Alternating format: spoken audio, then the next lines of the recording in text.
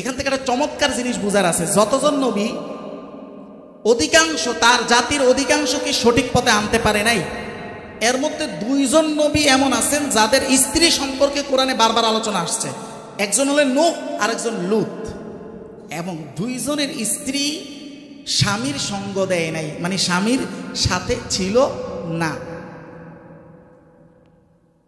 এইটার দ্বারা একটা জিনিস ক্লিয়ার, একটা পুরুষ সফল হওয়ার জন্য, একটা সফল পুরুষ সফল হওয়ার জন্য তার পিছনে একজন সভ্য সতী নারী স্ত্রীর সাপোর্ট এবং গল্প নিশ্চয়ই থাকে। আমার নবীরও এটা ছিল। আমার নবী যে সফল হয়েছে এইটার শক্তি যুগ, আল্লাহ তো ডাইরেক্ট, কিন্তু দুনিয়ার মধ্যে 2 জন ব্যক্তি প্রথম নবীর শক্তি যুগাইছে। একজন ওনার চাচা আবু তালেব, 2 নম্বর হলো প্রথম স্ত্রী খাদিজা রাদিয়াল্লাহু তাআলা আনহা। এখন আপনি বলবেন একজন নবী হইয়া লূত নূহ ওনারা ভালো স্ত্রী পাইলেন না, এটা কি? এটার কারণ অন্য কিছু না, এটা হলো আল্লাহ তাআলা নবীদের মাধ্যমে তো সব উদাহরণ দুনিয়াতে রাখবেন। যেমন এক নবীর একদম শরীর পুরা পৌঁছে গেছে, এমনকি উনি পাপ করছে না, এইটা আল্লাহ তাআলা নবীদের মাধ্যমে সব বড় বড় জিনিসের উদাহরণ নমুনা রাখবেন, এটা হলো আল্লাহর ইচ্ছা। কোনো একজন ব্যক্তি যদি বলে আল্লাহ আমি এত অসুস্থতার কারণে তোমার ইবাদত করতে পারি নাই, আল্লাহ সরাসরি আইয়ুব আলাইহিস সালামকে দেখাইবে, দেখো উনি এও আমার বান্দা ছিল, এর চাইতে বেশি অসুস্থতা তোমার হয় নাই, সে যখন পারছে তুমি পারো নাই, অতএব এটা তোমার ঘাটতি।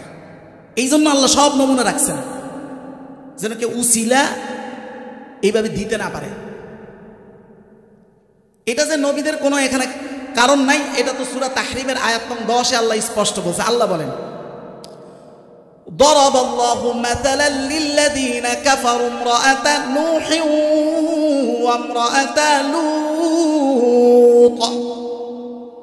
আল্লাহ বলেন কাফেরদের জন্য আমি মিসাল দেই 2 জন নূহের স্ত্রীর এবং লূতের স্ত্রীর। আল্লাহ বলেন কানাতা তাহতা আবদাইনি মিন ইবাদিনা সালিহাইনি, আমার 2 জন সৎ বান্দার স্ত্রী হিসাবে এরা ছিল, কিন্তু ফাখানাতাহুমা, এরা 2 জনই তার স্বামীর সাথে গাদ্দারি করেছে, স্বামীর সাথে গাদ্দারি করেছে। এখান থেকে একটা জিনিস বুঝলাম, একটা পুরুষের সফল হওয়ার জন্য একজন সৎ স্ত্রীর কি আছে 100% প্রয়োজন আছে, এটা নবীর ক্ষেত্রেও প্রয়োজন ছিল।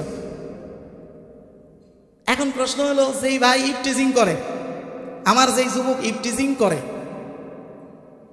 এইরকম অসভ্য স্বভাব যার মধ্যে আছে, সে কি একটা সৎ নারী সৎ স্ত্রী পাবে? আপনার বিবেক দিয়ে বলেন পাবে? পাবে না, না? এটা আপনার বিবেক দিয়ে বলছেন, আমি দলিল দিয়ে প্রমাণ করি।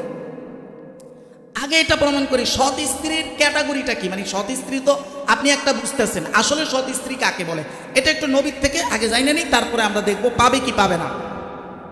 সুনানে নাসাইর হাদিস 3231 নং হাদিসের বর্ণনা, নবী বলেন সৎ স্ত্রী কাকে বলে। দেখেন আল্লাহ নবী বলেন খায়রুন নিসা, সৎ স্ত্রী হলো, আল্লাহ নবী বলেন ইজা নাযারতা ইলাইহা সাররাতকা, যখনই স্বামী তার দিকে তাকায় তার অ্যাটিটিউড এমন যে স্বামী খুশি হয়ে যায়। এটা হলো 1 নম্বর। 2 নাম্বার, আমার নবী বলেন ইজা আমারতাহা আতাআতকা, যখনই স্বামী আদেশ করে সাথে সাথে পালন করে, 2 নাম্বার ক্যাটাগরি। 3 নাম্বার, ওয়া ইজা গিবতা আনহা, যখন তুমি অনুপস্থিত থাকো সে 100% 2টা জিনিসের হেফাজত করে।